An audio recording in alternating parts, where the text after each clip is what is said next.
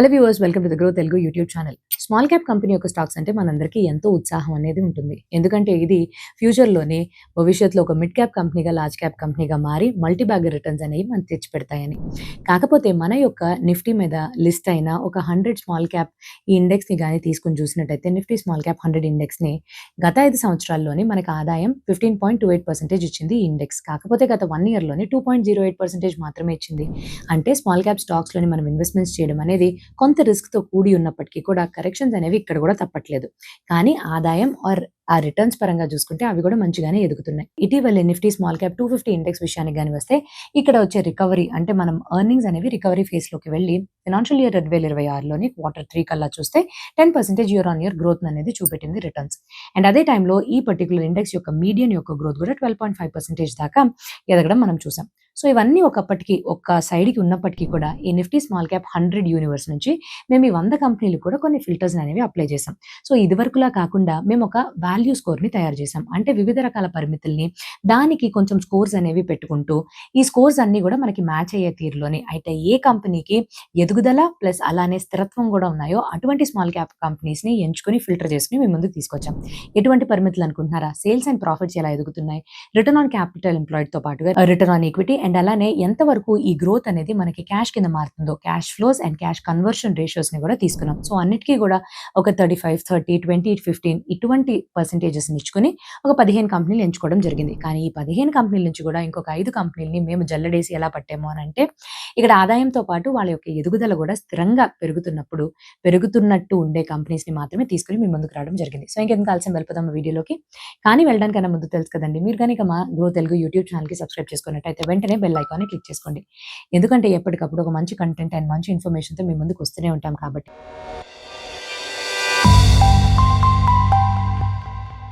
నేను సిఏ హిరణ్మయి. ఈరోజు మనం చూడబోయే కంపెనీస్ ఏవైతే స్మాల్ క్యాప్ కంపెనీస్ గ్రోత్ యొక్క దిశలో వెళుతున్నాయని.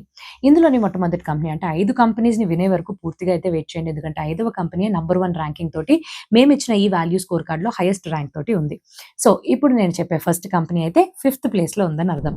So first company Sona BLW precision forgings limited. So వీళ్ళు ఒక కార్‌ని తయారు చేయరు. కాకపోతే కార్ ఆర్ ఏదైనా వాహనాల్లోని లోపల ఉండే మొబిలిటీ స్ట్రక్చర్స్ అవ్వచ్చు, సిస్టమ్స్ కావచ్చు, వీటన్నిటిని కూడా తయారు చేసి సప్లై చేస్తారు. సో వాహనం లోపల ఏం కావాలి అసలు?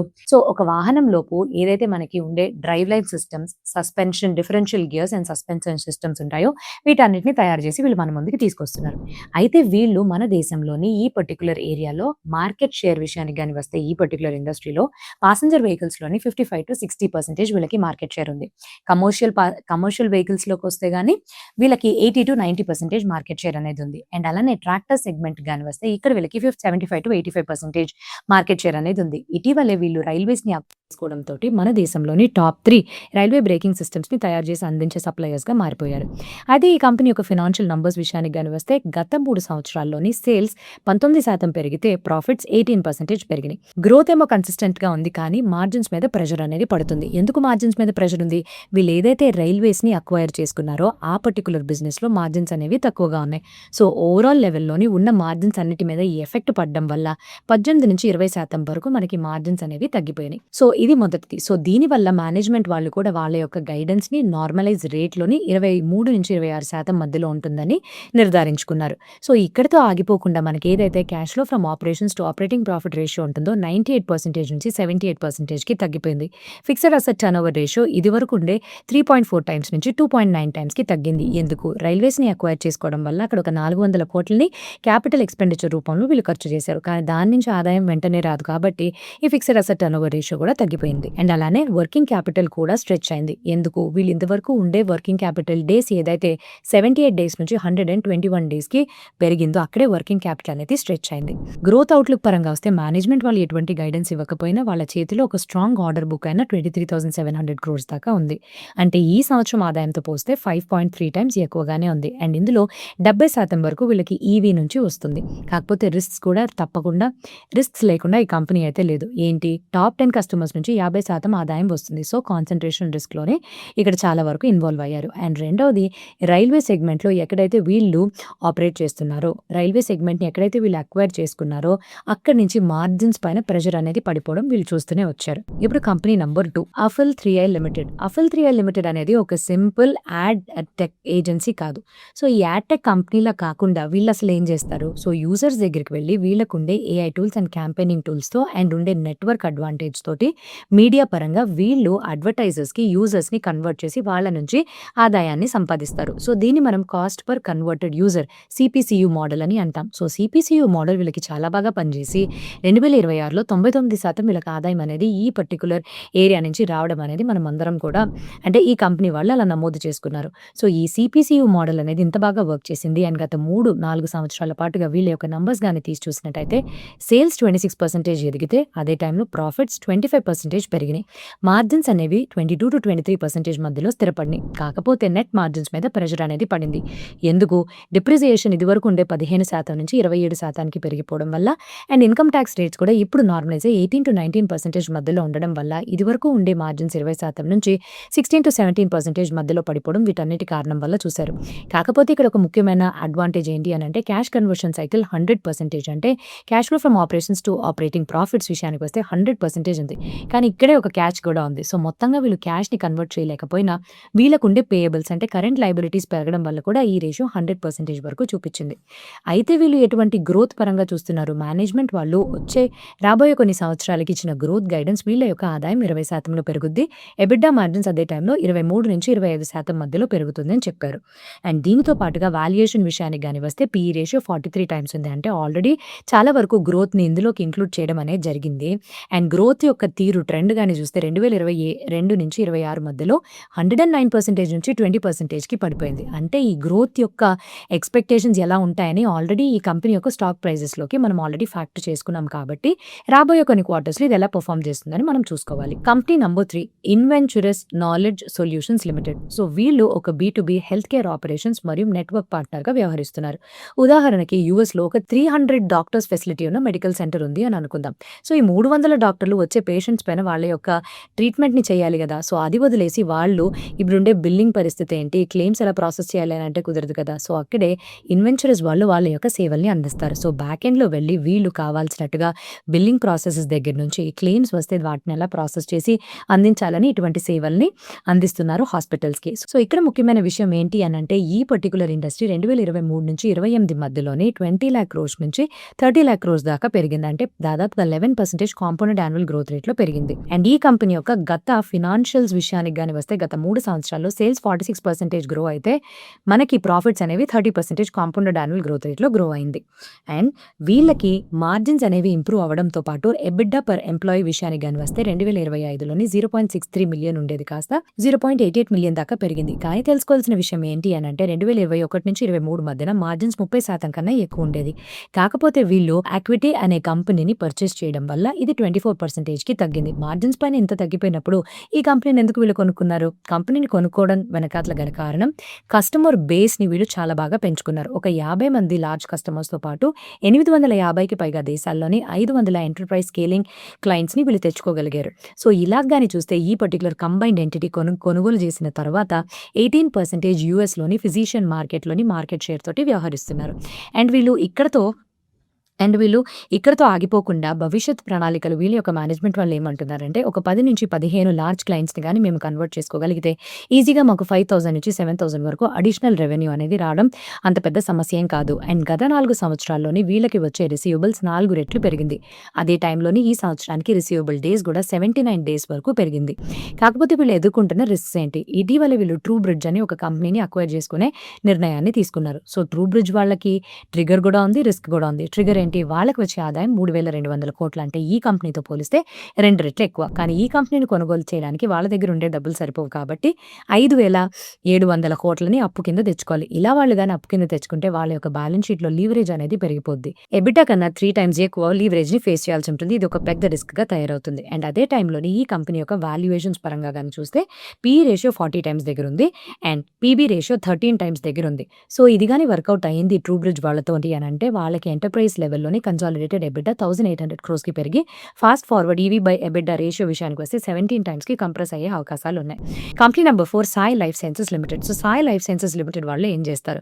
సో, వీళ్ళు మామూలుగా వీళ్ళ యొక్క కస్టమర్స్ పేషెంట్స్ ఆర్ హాస్పిటల్స్ కాదండి. ప్రపంచవ్యాప్తంగా ఉండే pharma and biotechnology companies. So, వీళ్ళేం చేస్తారు? సీఆర్‌డీఎంఓ సర్వీసెస్‌ని అందిస్తారు. అంటే వీళ్ళు గ్లోబల్ లెవెల్‌లో ఉండే ఫార్మా అండ్ బయోటెక్నాలజీ కంపెనీస్‌కి రిసర్చ్‌తో పాటు, డెవలప్‌మెంట్‌తో పాటు మ్యానుఫ్యాక్చరింగ్ ఫెసిలిటీని కూడా వీళ్ళు అందజేస్తున్నారు.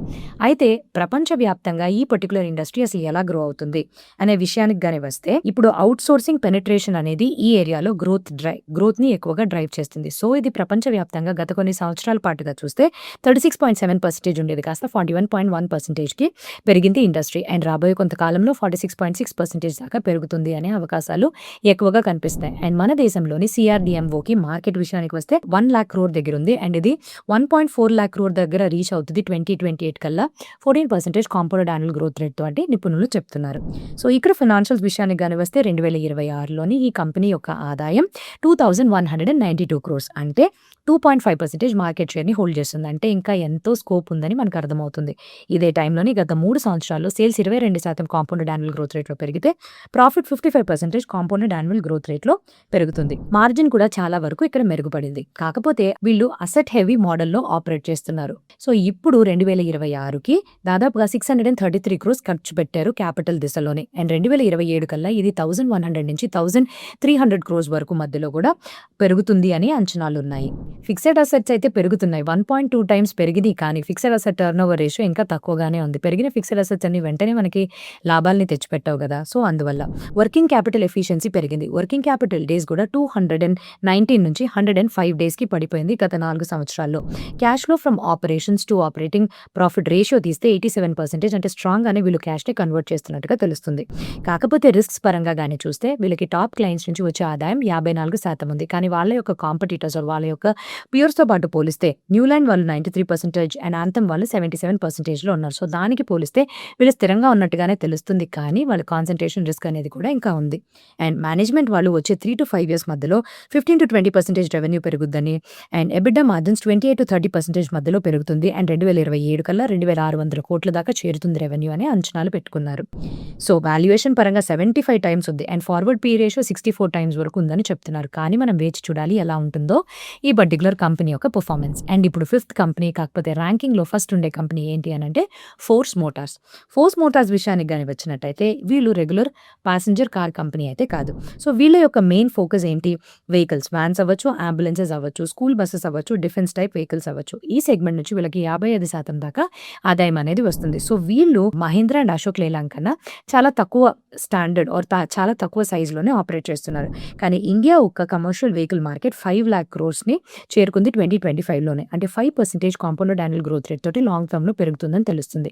ఈ కంపెనీ విషయానికి వస్తే గత 3 సంవత్సరాల్లో నంబర్స్ పరంగా చూస్తే సేల్స్ 35% పెరిగితే ప్రాఫిట్స్ 66% వరకు పెరిగినాయి. మార్జిన్స్ కూడా కానీ బానే ఇంప్రూవ్ అయినాయి. కానీ ఇక్కడే ఒక క్యాచ్ ఉందండి. అదర్ ఇన్‌కమ్ నుంచి వచ్చిన ఇన్‌కమే ఇక్కడ ఎక్కువ ఉంది. 2023లోనే అదర్ ఇన్‌కమ్ 200% వచ్చిన నెట్ ప్రాఫిట్‌కే కాంట్రిబ్యూట్ చేసింది. కాకపోతే ఇప్పుడు అది 27%కి తగ్గిందనుకోండి. సో, ఎక్కడి నుంచి వీళ్ళకి అదర్ ఇన్‌కమ్ వస్తుంది అనంటే గవర్నమెంట్ ఇన్సెంటివ్స్ కావచ్చు, subsidies, interest, dividend, rental income ఇట్లాగా కోర్ ఆపరేషన్స్ నుంచి కాకుండా అదర్ ఇన్‌కమ్ నుంచి వస్తుంది. కాకపోతే ఫైనాన్షియల్ ఇయర్ 2026 క్వార్టర్ 4కి వీళ్ళ యొక్క sales 8.2% year on year grow అయింది. అండ్ అలానే ఇన్‌కమ్ 90% తగ్గిపోయింది ప్రీవియస్ ఇయర్‌తో పోలిస్తే. ఏదో ఒక వన్ ఆఫ్ గ్రాంట్‌లో వచ్చిన ఇన్‌కమ్ వల్ల. కాకపోయినా నెట్ ప్రాఫిట్ మార్జిన్ 35.9% దగ్గరే కొంచెం స్థిరంగానే ఉంది. వర్కింగ్ క్యాపిటల్ ఏమో స్ట్రాంగ్‌గానే ఉంది. క్యాష్ కన్వర్షన్ సైకిల్ 20 డేసే. అంటే ఇన్వెంటరీ చాలా కంట్రోల్‌లో ఉందని చెప్పుకోవచ్చు. నంబర్స్ పరంగా చూస్తే బ్యాలెన్స్ షీట్ చాలా క్లీన్‌గా ఉంది. ఇదివరకు వీళ్ళు తీసుకున్న అప్పులు 1,069 క్రోర్స్ దాకా ఇప్పుడు ఈ సంవత్సరంలో జీరో చేసేసారు. అండ్ అలానే గత ఫ్యూ ఇయర్స్‌గా గ్రోత్ అనేది కూడా చాలా హెల్తీగానే అనిపిస్తుంది. సో, ఈ పర్టిక్యులర్ 5 స్మాల్ క్యాప్ కంపెనీ యొక్క స్టాక్స్‌లోని మీరేదైనా హోల్డ్ చేసినట్టయితే ఆర్ ఈ 5 కంపెనీస్‌లోని ఏదైనా ఒక కంపెనీ చాలా అట్రాక్టివ్‌గా అనిపిస్తే మీరు కామెంట్ సెక్షన్‌లో తెలియపరచడం మర్చిపోకండి. అండ్ ఈ వీడియో ఎవరికైనా యూస్‌ఫుల్‌గా ఉంటుందంటే ఫార్వర్డ్ చేయడం కూడా మర్చిపోకండి. బట్ ఈ వీడియోలో మేము అందించిన ఈ కంపెనీ యొక్క పేర్లు గాని, ఈ స్టాక్స్ యొక్క రికమెండేషన్ కింద మాత్రం తీసుకోకుండా ఒక ఎడ్యుకేషనల్ కంటెంట్ కోసం మాత్రమే వ్యూ చేయవలసిందిగా కోరుకుంటూ ఇంకా మంచి వీడియోతో మీ ముందుకు రావడానికన్నా ముందు have a happy and very very safe investment. Thank you.